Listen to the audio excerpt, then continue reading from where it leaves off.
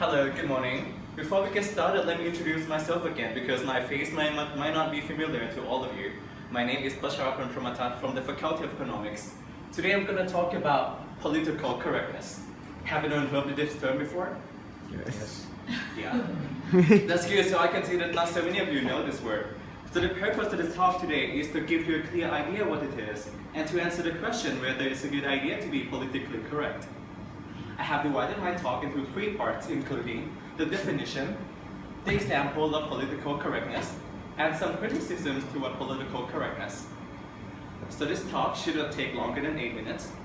If you have any questions, please hold it to the end of the presentation. Now let's move on to the first part, which is the definition.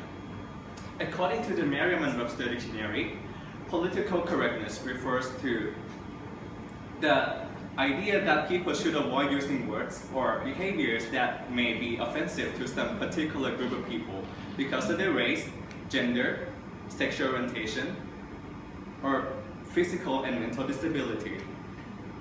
The term political correctness has been invented since 1970s, but nowadays it is more oftenly used to describe when people attempt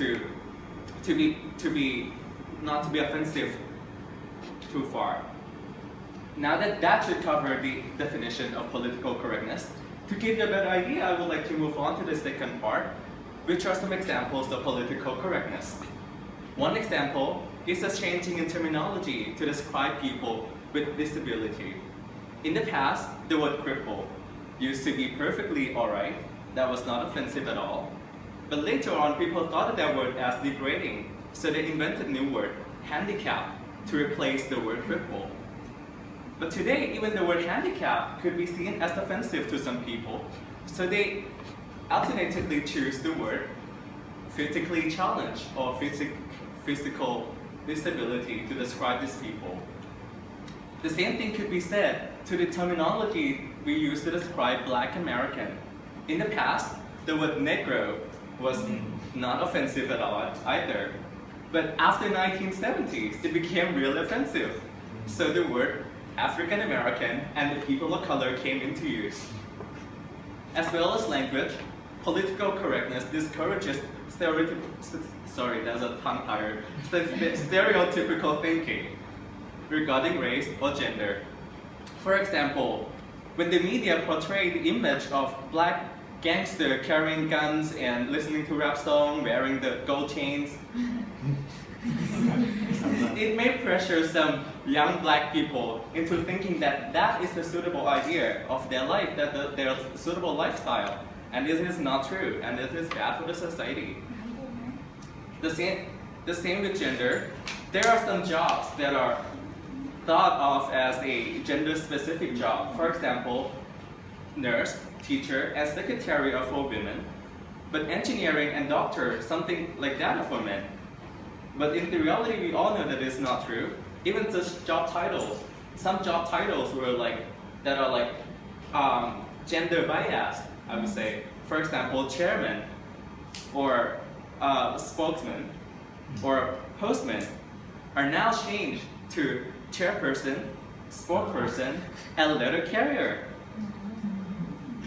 And with that example, I think now you understand more about political correctness. And I would like to move on to the third part, which is the criticisms. Sometimes the use of political correctness, especially politically correct terms, are not very useful. For example, some of the words are not necessary and too hard to understand. Now let me ask you, how many of you know what vertically challenged means? Yes, it means short, but as you can see, it's not very effective. Not so many people understand you when you say, okay, the person is vertically challenged. Sometimes those words are okay, they make sense, but they are ambiguous. For example, when the word hearing impaired was supposed to replace the word deaf because you don't want to call someone deaf. But when you say hearing impaired, you could mean 2 things. First, you could mean the person is completely deaf, or you could mean he has a problem, a little hard time hearing. So, with that being said, the politically correct terms probably make the communication ineffective. Another argument is that when we use the politically correct terms, we probably divert the attention from the real problem to something else. For example, people call illegal migrants undocumented migrants.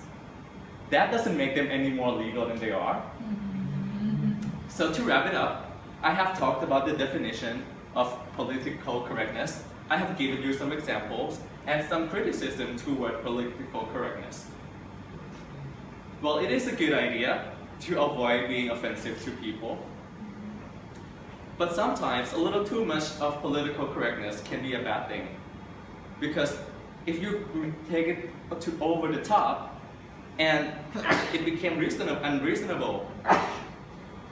And sometimes instead of creating peace, using too much of political correctness can actually infest hatred to people. Because you know, when someone forces you to do something that you're not into, or you think that is not reasonable, you get pretty offended. So at the end of the day, too much of anything isn't good. So it's up to us as the user of the language or as a person. The political correctness can be good or bad, depending on how well we see the line between too much and just enough. So that should cover all of my presentation. If you have any question, please ask me now.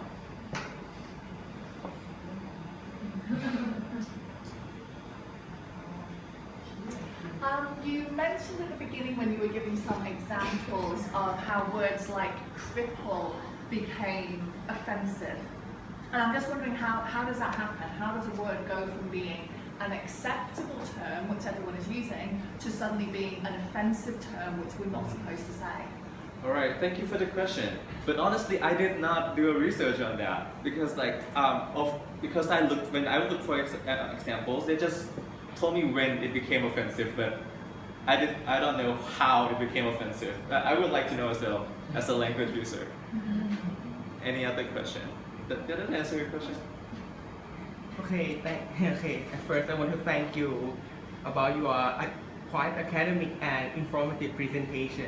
Yet this is very interesting because in Thai political atmosphere nowadays, there is as you can see, there is two sides of political thought, right? As red and yellow, right? And, no offense. And then there is a dispute between them occurred every day. They throw each other bad words, bad thoughts, and also rumors via social networks. Like every day, I have seen via social network, my Facebook, my Twitter, and I just wonder that are there any ways that we can practice them political correctness? Are there any way we can practice people like our next generation about how to use political correctness, like via our education systems? Or I think in my opinion, when you want to know how to use political correctness, I would think of myself as that person. For example, if I want to refer to a fat person, I want to say fat. Yeah. if I was like obese, I would try to think what would make me less uncomfortable when someone referred to me. You know, because sometimes when the example of political correctness go too far is that fat people are called gravitationally challenged. And that again doesn't make sense. So yeah, maybe if it's not academic, I would just say obese, but I would say something like big bones. You know, oh, you have big bones, or they have big body. So you see the word, because the word big and the word fat are not the same. And again, you were mentioning how to pass it to the next generation. I mean, I think it's a matter of example. If you have a child or you raise someone, you give them example all the time. They know what you do, they know what you say, and I'm sure that they are going to adapt it when they grow up as well. Did that answer your question? Yes, totally. Yeah.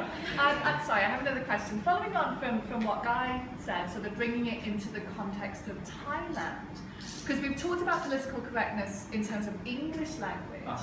Do you have similar examples here in Thailand in Thai language, or is it a particularly sort of English/Western thing? I think it applies for almost every language. Yeah. You know, to use another word that would be less offensive. But in Thai culture, I don't think there's any sort of foggy words that are, like, for example, like I said, gravitationally challenged. But there are like better words that you could choose. I'm not sure if I can come up with an example now, but I'm sure that there are words like that. So, thank you for your attention. I hope you like my presentation. Thank you. Sorry I got tongue tied a lot. It's the hard word.